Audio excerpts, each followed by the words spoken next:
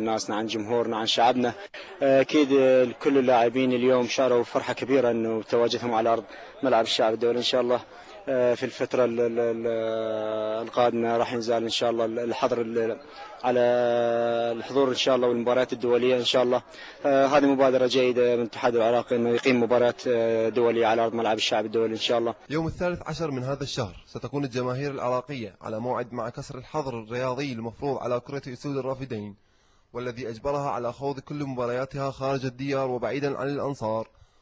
ولأجل ذلك استدعى المدرب الوطني ناظم شاكر المكلف من قبل اتحاد كرة القدم مجموعة من اللاعبين المحترفين والمحليين لخوض غمار المباراة الودية التي ستجمع منتخبنا الوطني بشقيقه المنتخب الفلسطيني، وذلك إذانا بكسر الحظر المفروض على ملاعبنا الكروية.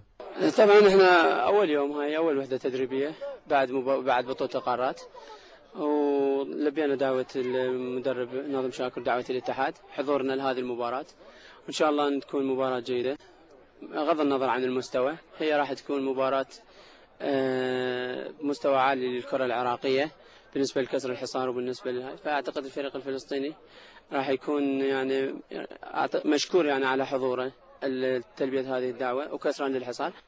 مثل ما تعرفون يعني شفت اليوم الوحدة التدريبية، حقيقة أنا كمدرب حسيت يعني أحس اللاعبين وأنهم كانوا فترة طويلة صار لهم يعني يتدربون معي، مو أول يوم يعني حقيقة لهفة وفرحين حقيقة، وكلهم معنوية وإصرار إن شاء الله على تقديم مباراة جيدة أمام مباراة فلسطين إن شاء الله.